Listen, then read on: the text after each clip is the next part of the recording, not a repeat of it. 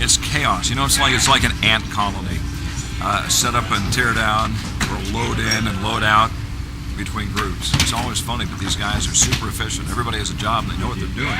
It's actually pretty amazing. I was lucky to have an early indoctrination into music. Really, the first band that captured my attention was the Beatles. So pretty much everything after that was judged on the quality of Beatles music lyrically, which in the beginning was very simple, and instrumentally, which also was pretty simple, probably 6 or 8 chords, and then became very complicated as the band grew and developed.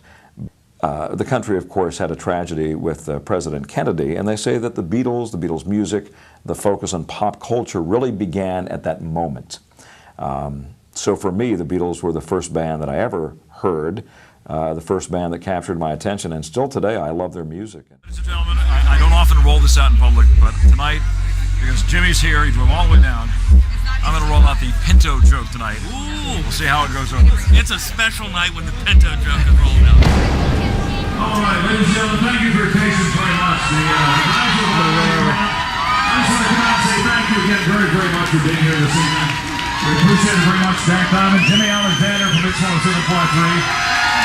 If you can tolerate just one more very brief announcement, we have a 1972 or 1973 powder blue Ford Pinto parked outside.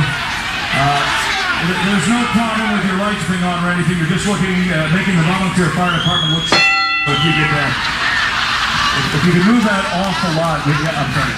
Jack, that's my car. Jimmy, ladies and gentlemen, the couple of Hootie the Blowfish, thank you!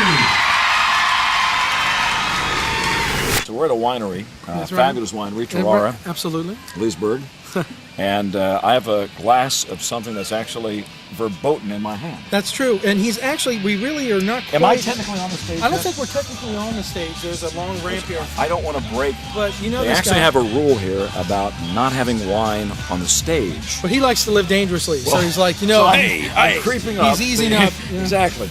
I could be sentenced to grape stoppage for an inordinate amount of time because I'm violating the Tarara Code of Band Ethic. Now, who would have ever thought there'd be a code of band ethic? Well, you do recall that you poured a glass over your head last year. Oh, it was very hot. It was a very hot day, and I asked for wine. Show. Now, please, you brought up an excellent point, Jim. I didn't drink it. He poured I didn't it over consume his head. it. Yeah. I wore it. I'm going to go for it. Yeah.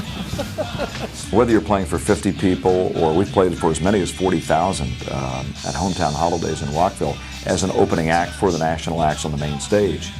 Those shows are a big thrill, but the shows that probably mean the most to us are the shows where the audience is really close. Maybe you have a couple of hundred people on the lawn at an Old Anglers Inn, or maybe even 1,000, 1,500 people at a Tarara, and you have the opportunity to walk out and talk with people between sets.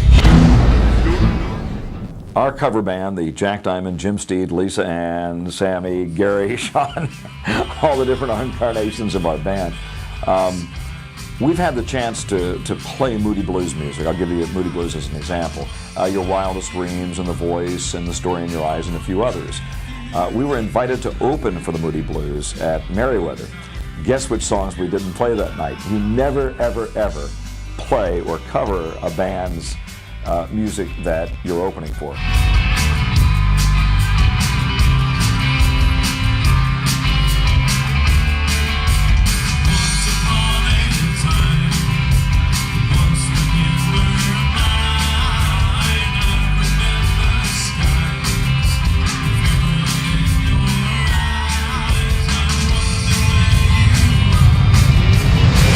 Thank you very much. Hootie the Blowfish next. We'll see you on Monday on the Jack Diamond Morning Show. God bless you.